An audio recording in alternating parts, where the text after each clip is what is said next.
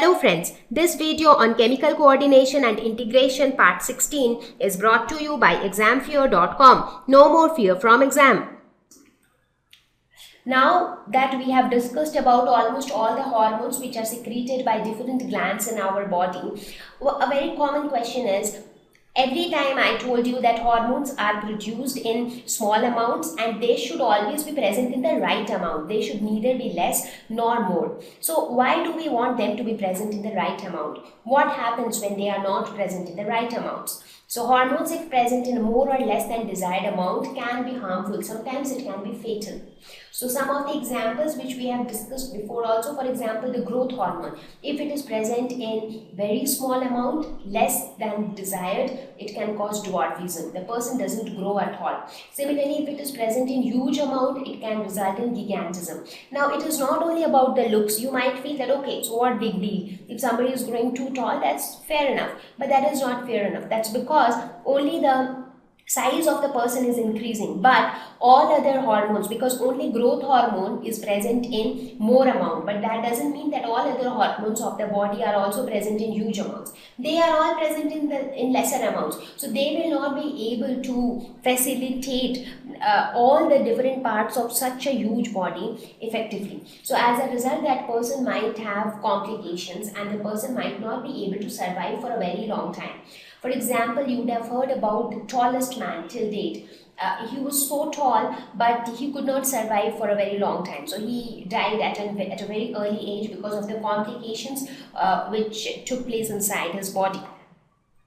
Next is the insulin. Now, if there is hyposecretion, that means hypo is less. So less secretion of insulin, because what is the purpose of insulin? It decreases the level of glucose in the blood. Now if enough insulin is not secreted, what will happen? The level of glucose in the blood will keep on increasing, because glucagon will always keep on increasing the level of glucose in the blood.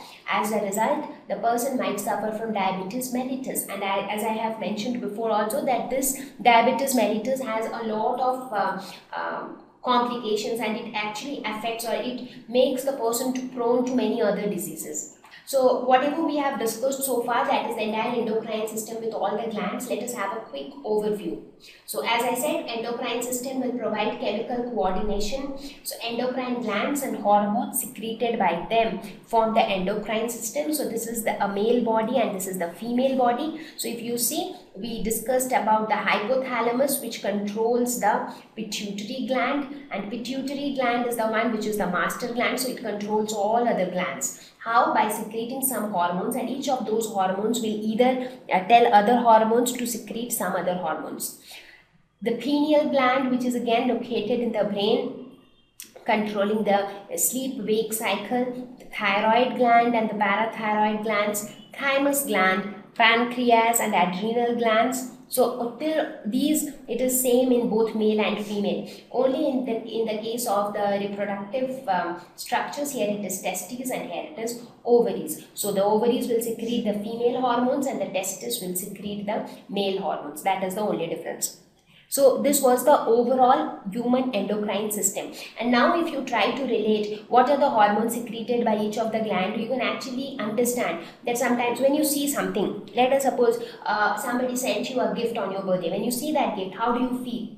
You feel happy, you tend to smile, you tend to laugh, you tend to be very happy. So that feeling of happiness, where does it come from? It comes from your glands, because your glands tell you your feeling. So basically it comes from your brain interprets things, but your glands also send in the information in the form of hormones which actually help you to react and in that situation. Similarly, let's just suppose when a person, why does a person get a sexual desire for a sexual activity? That is also due to the presence of the hormones. So had those hormones not been there, those kind of feelings would have not been there. So these hormones also, like how we saw in case of nervous system, that they take care of control and coordination. In a very similar way, the endocrine system also takes care of the control and coordination. It is just that in that case, it only got transmitted in the form of electric impulse and the stimulus was needed. In this case, it is like evenly distributed throughout the body.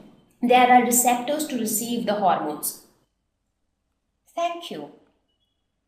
Please visit www.examfear.com to watch more videos, attempt free online test, get free study material, find tutors and mentors. Thank you once again.